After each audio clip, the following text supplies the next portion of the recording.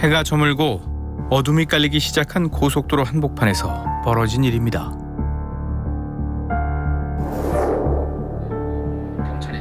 처음엔 이렇게까지 큰 일로 번질 줄 몰랐다는 제보자.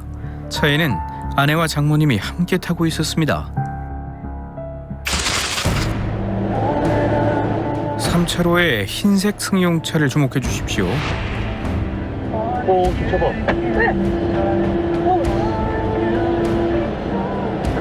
화장을 찾았다. 작은 거 아니야? 경적을 울렸지만 계속해서 옆 차로를 침범하며 불안하게 달리는 흰색 차량. 정상적으로 주행 중인 다른 차량과 충돌할 뻔한 아슬아슬한 상황도 벌어지는데요.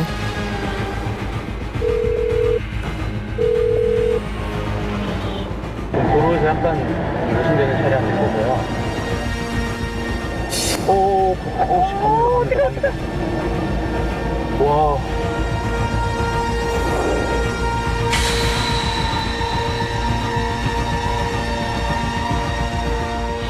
차선을 좀 이탈을 하시더라고요, 이제.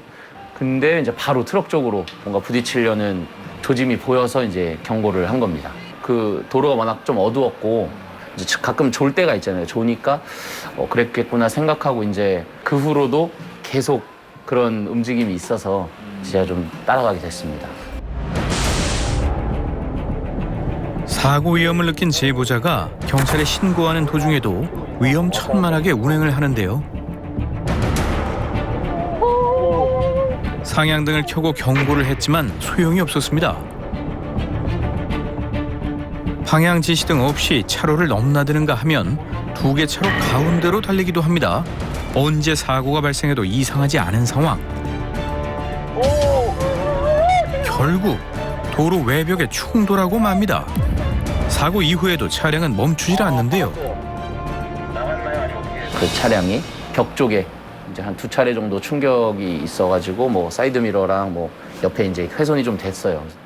우측으로 빠지셔서 빠지자마자 이제 로터리가 있거든요. 그래서 거기 로터리쯤에 정차를 하시더라고요. 경찰에게 위치를 알리며 따라가고 있던 제보자. 드디어 차량이 멈춰 섭니다.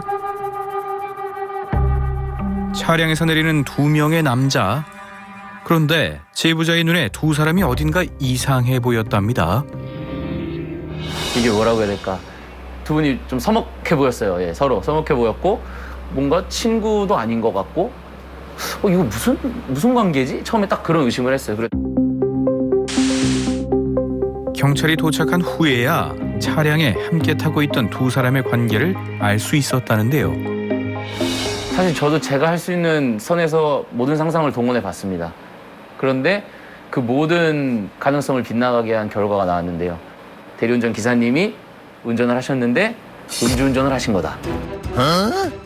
이 상황이 이해가 되십니까?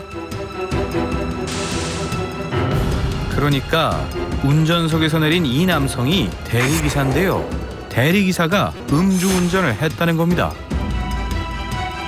일반적인 음주 측정했을 때 이제 나오는 소리가 아닌 삐 소리가 이제 길게 나면서 빨갛게 바뀌더라고요. 그리고 제가 알기로는 차주분보다 그 대리기사님께서 조금 더 드신 걸로 결과가 나왔다고 알고 있습니다.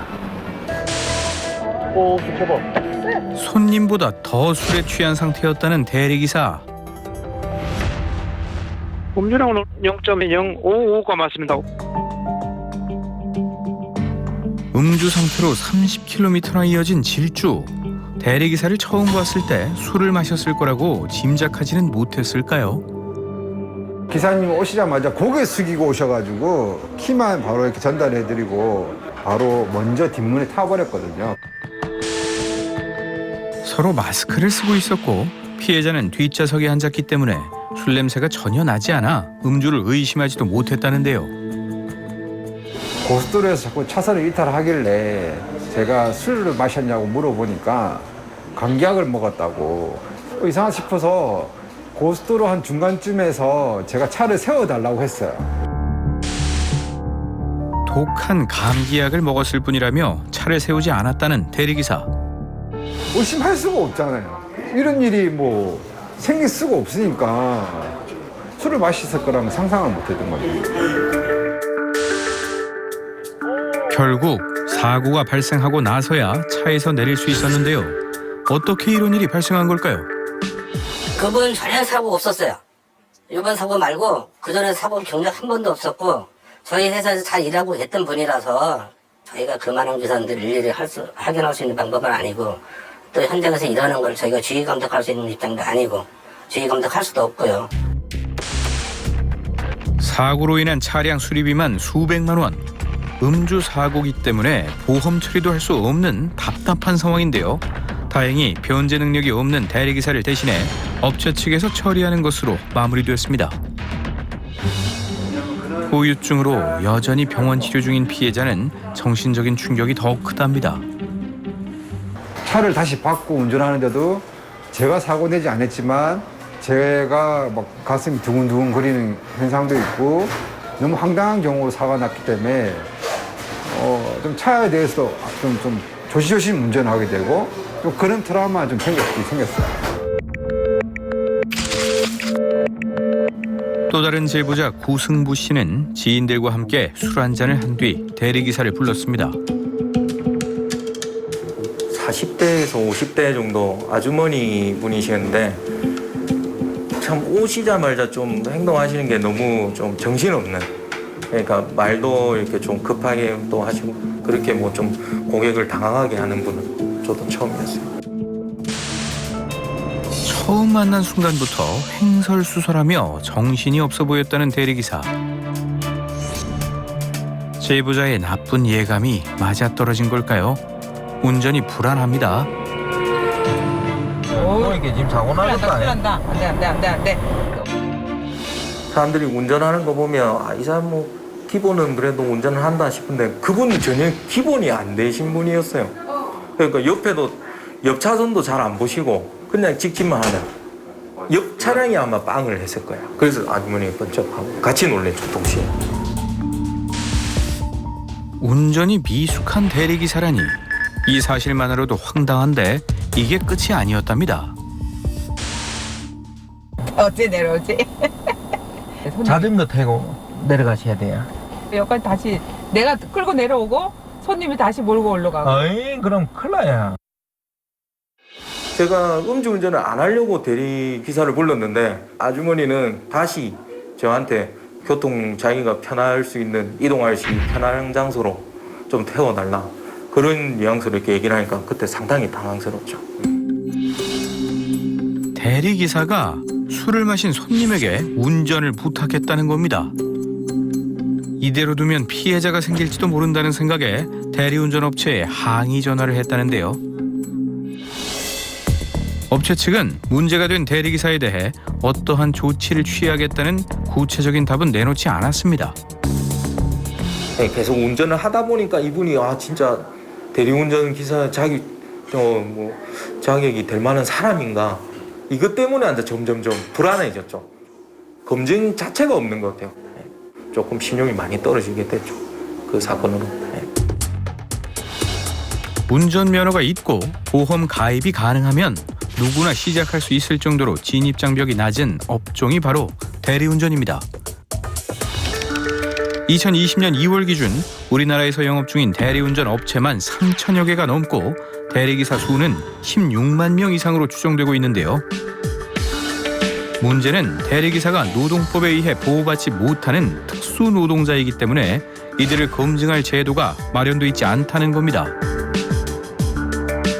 업체를 운영하는 대표 역시 기사의 자격 검증을 누구보다 원하고 있습니다.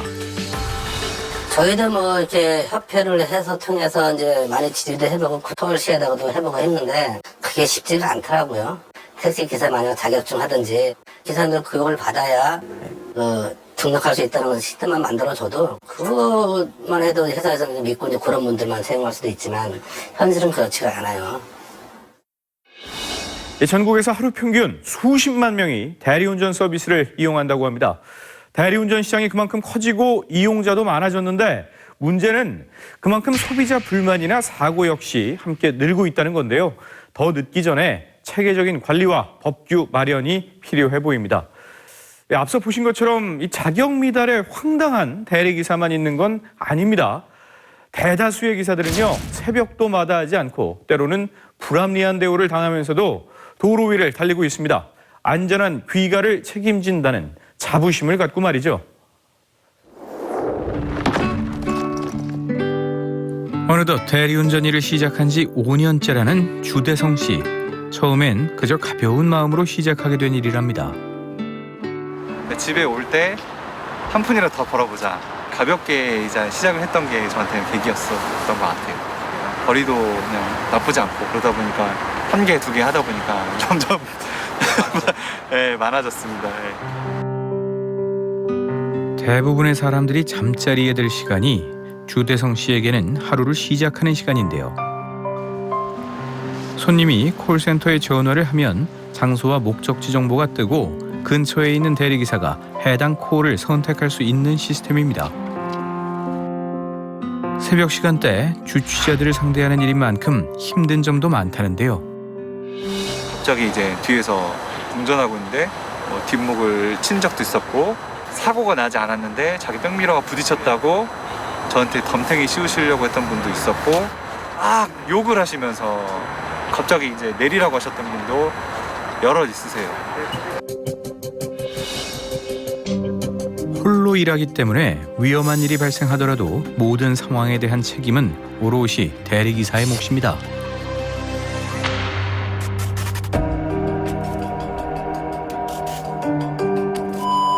이거 아니요. 뭘 촬영하는데. 하지만 그럼에도 이 일을 5년째 하고 있는 건 좋은 기억이 더 많기 때문이라는데요. 네, 안녕하세요. 주선기사입니다. 아, 지하 5층에 있겠습니다. 그러면 네, 이렇게 잡으면은 손님 위치가 이렇게 나오거든요.